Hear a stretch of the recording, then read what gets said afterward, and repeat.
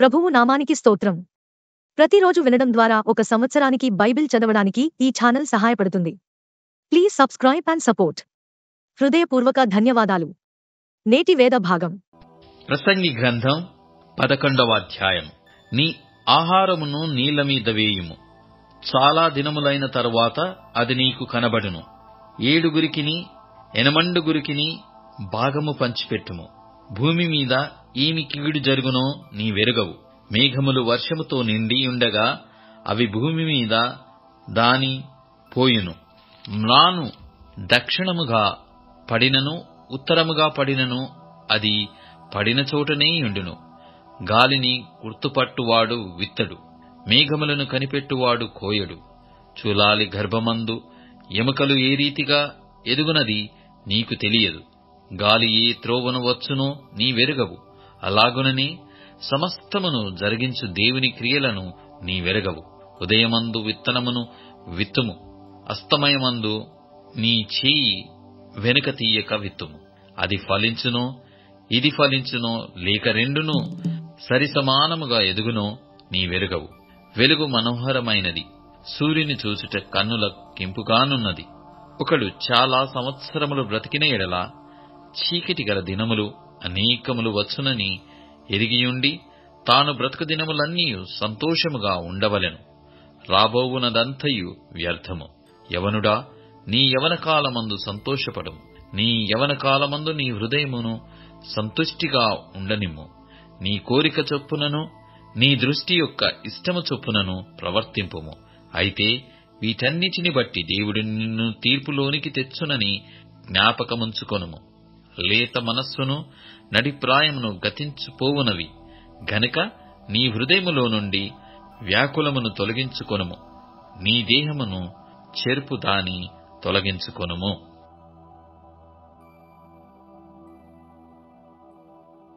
ప్రసంగి గ్రంథం 12వ అధ్యాయము.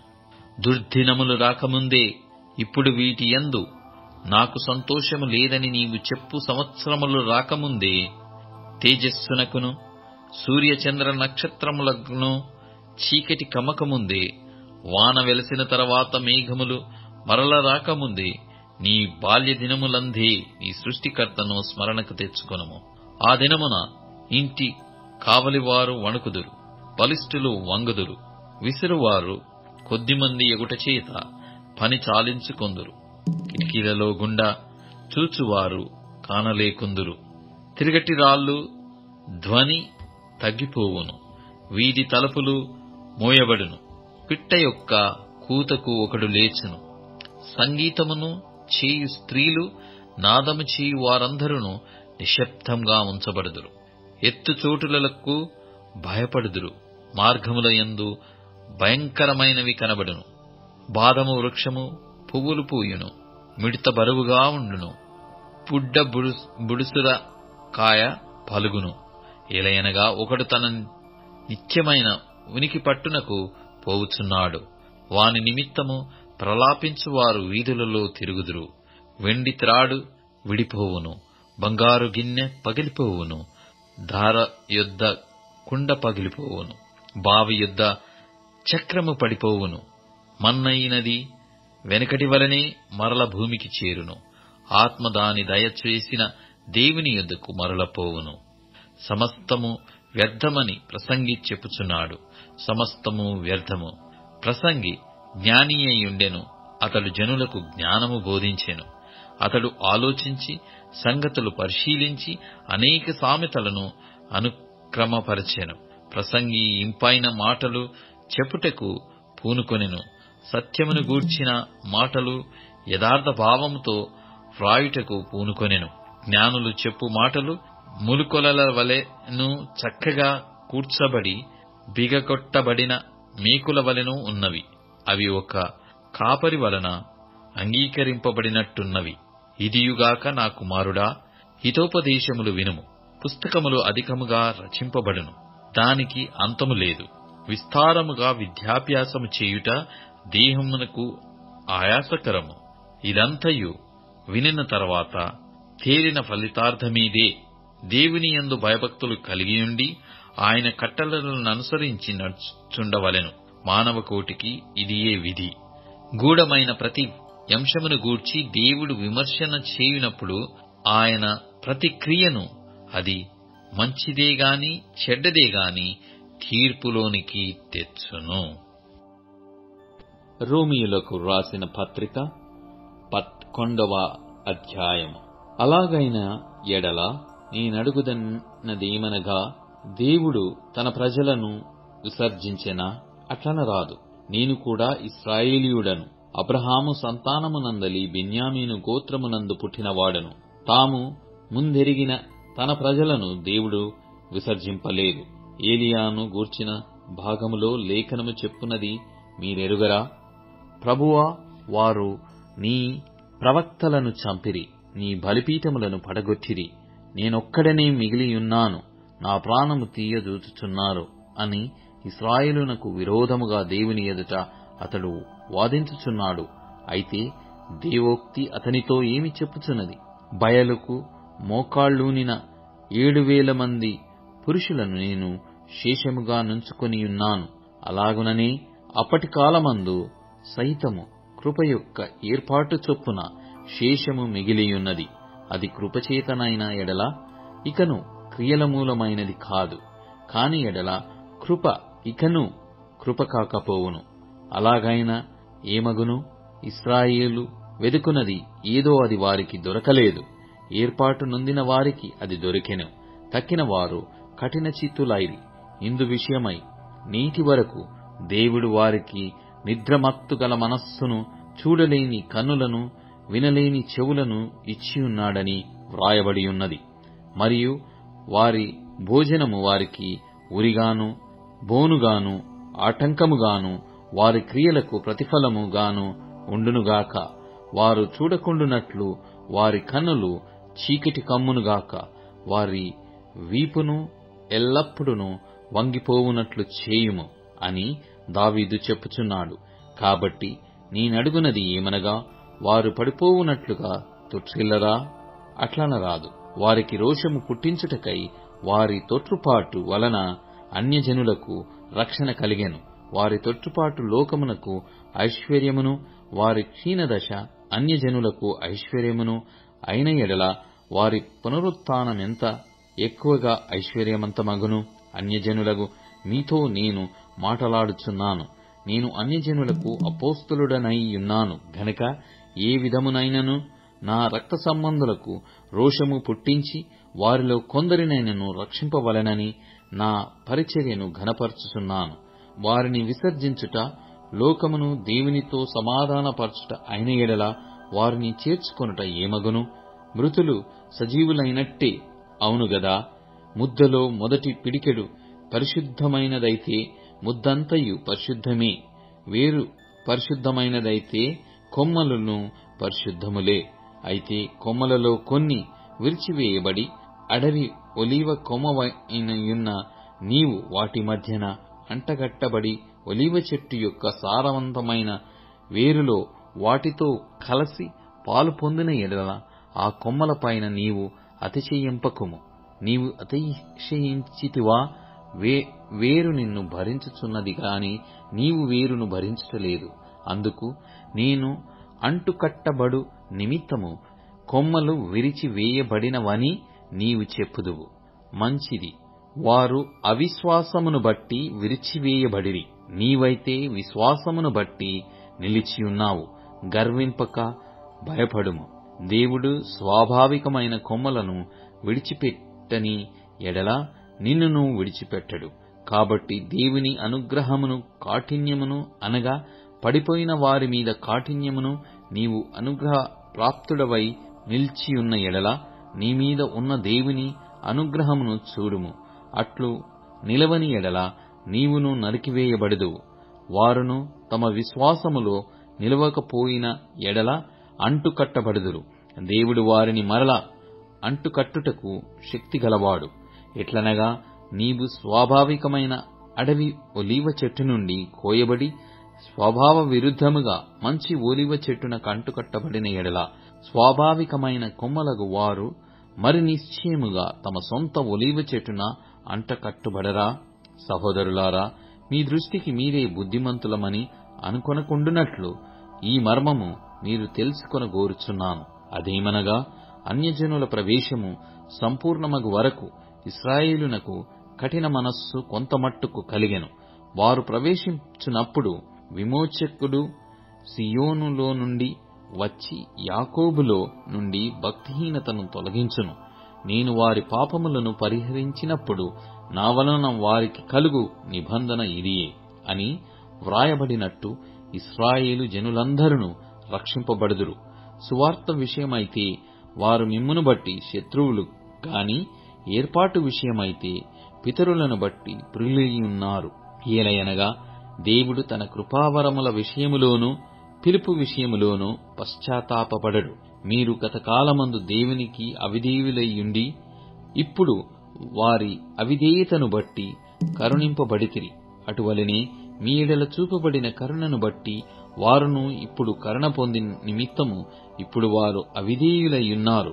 అందరి ఎడల కరుణ చూపవలెనని దేవుడు అందరినీ అవిధేయతా స్థితిలో మూసివేసి బంధించియున్నాడు.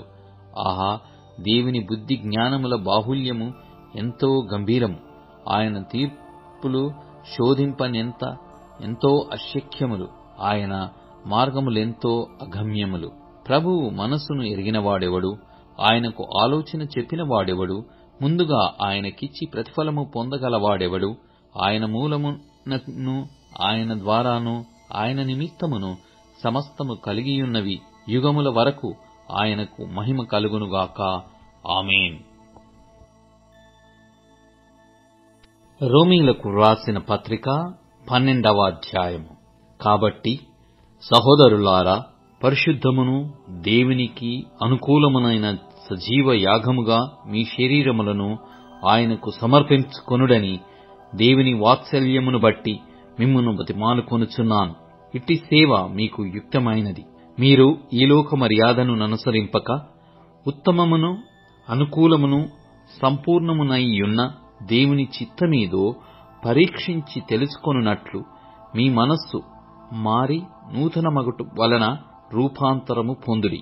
తన్ను తాను ఎంచుకొనతగిన దానికంటే ఎక్కువ ఎంచుకొనక దేవుడు ఒక్కొక్కనికి విభజించి ఇచ్చిన విశ్వాస పరిమాణ ప్రకారము తాను స్వబుద్ధి గల వాడగుటకై తగిన రీతిగా తన్ను ఎంచుకొనవలెనని నాకు అనుగ్రహింపబడిన కృపను బట్టి మీలోనున్న ప్రతి వానితోనూ చెప్పుచున్నాను.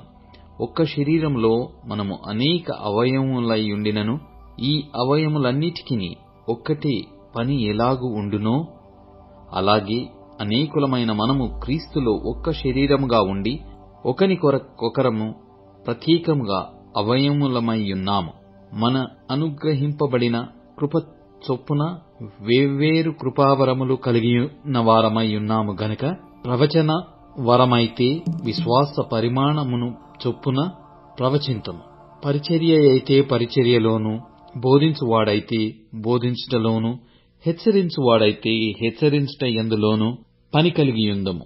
పంచిపెట్టువాడు శుద్ధ మనస్సుతోనూ, పై విచారణ చేయువాడు జాగ్రత్తతోనూ, కరుణించువాడు సంతోషముతోనూ పని జరిగింపవలెను. మీ ప్రేమ నిష్కపటమైనదై ఉండవలెను. చెడ్డదాన్ని నసహించుకొని మంచిదానిని హత్తుకొనియుండుడి. సహోదర ప్రేమ విషయములో ఒకనియందొకడు అనురాగము గలవారై ఘనత విషయములో ఒకనినొకడు గొప్పగా ఎంచుకొనుడి. ఆసక్తి విషయములో మాంద్యులు కాక ఆత్మయందు తీవ్రత గలవారై ప్రభువును సేవించుడి. నిరీక్షణ గలవారై సంతోషించుచు, శ్రమయందు ఓర్పు గలవారై ప్రార్థనయందు పట్టుదల కలిగియుండుడి. పరిశుద్ధుల అవసరములలో పాలు పొందుచు శ్రద్ధగా ఆతిథ్యము ఇచ్చుచూ ఉండుడి. మిమ్మును హింసించు వారిని దీవించుడి గాని శపింపవద్దు. సంతోషించు వారితో సంతోషించుడి, ఏడ్చు వారితో ఏడువుడి. ఒకరితోనొకడు మనసు కలిసియుండుడి. హెచ్చువాటియందు మనస్సుంచక తగ్గువాటియందు ఆసక్తులయ్యుండుడి. మీకు మీరే బుద్ధిమంతులమని అనుకొనవద్దు. కీడుకు కీడెవనికిని చేయవద్దు. మనుష్యులందరి దృష్టికి యోగ్యమైన వాటిని గూర్చి ఆలోచన కలిగియుండుడి. శక్యమైతే మీ చేతనైనంత మట్టుకు సమస్త మనుషులతో సమాధానముగా ఉండుడి. ప్రియులారా, మీకు మీరే పగ తీర్చుకొనక దేవుని ఉగ్రతకు చోటియుడి. పగ తీర్చుట నా పని, నేనే ప్రతిఫలము నిత్తును అని ప్రభువు చెప్పుచున్నాడని వ్రాయబడి ఉన్నది. కాబట్టి నీ శత్రువు ఆకలిగొనియుంటే అతనికి భోజనము పెట్టుము, దప్పికొనియుంటే దాహమిమ్ము. అలాగు చేయుట వలన అతని తల మీద నిప్పులు కుప్పగా పోయుదువు. కీడు వలన జయింపబడక మేలుచేత కీడును జయించుము. కీర్తనల గ్రంథం 55వ కీర్తన. దేవా, చెవియొగ్గి నా ప్రార్థన ఆలకింపుము. నా విన్నపమునకు విముఖుడవై యుండకుము. నా మనవి ఆలకించి నాకుత్తరమిమ్ము. శత్రువుల శబ్దమును బట్టియు దుష్టుల బలాత్కారమును బట్టియు నేను చింతాక్రాంతుడనై విశ్రాంతి లేక మూలుగుచున్నాను. వారు నా మీద దోషము మోపుచున్నారు. ఆగ్రహము గలవారై నన్ను హింసించుచున్నారు. నా గుండె నాలో వేదన పడుచున్నది.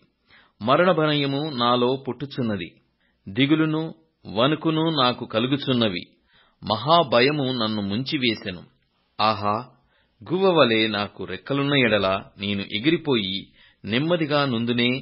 త్వరపడి దూరముగా పారిపోయి పెనుగాలిని సుడిగాలిని తప్పించుకొని అరణ్యములో నివసించుదునే అనుకొంటిని. పట్టణములో బలాత్కార కలహములు జరుగుట నేను చూచుచున్నాను.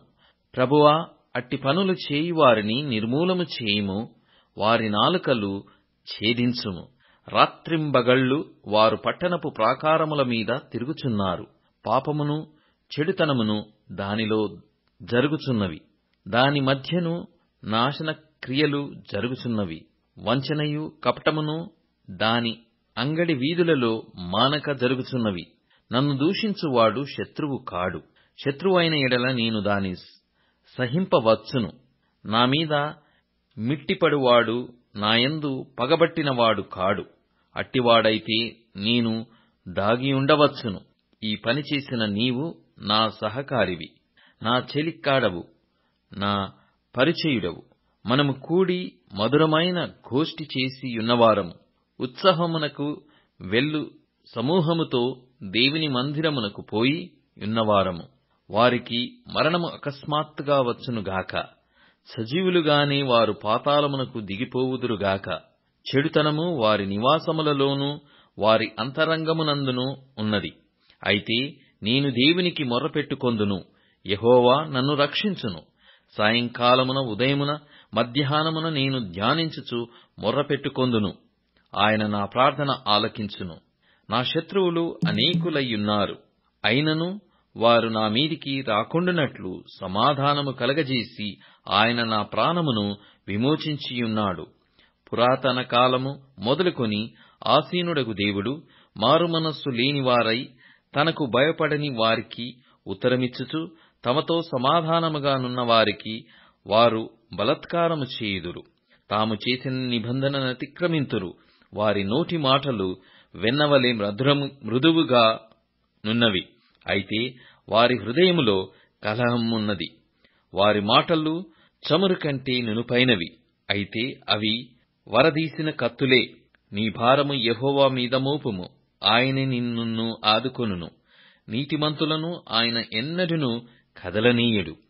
దేవా, నాశన కూపములో నీవు వారిని పడవేయుదువు. రక్తాపరాధులను వంచకులను సగము కాలమైన బ్రతకరు. నేనైతే నీ యందు నమ్మకయుంచియున్నాను. ఇప్పుడు tune in, Spotify, Amazon music మరియు యూట్యూబ్ మ్యూజిక్ లో కూడా అందుబాటులో ఉంది. Please follow us.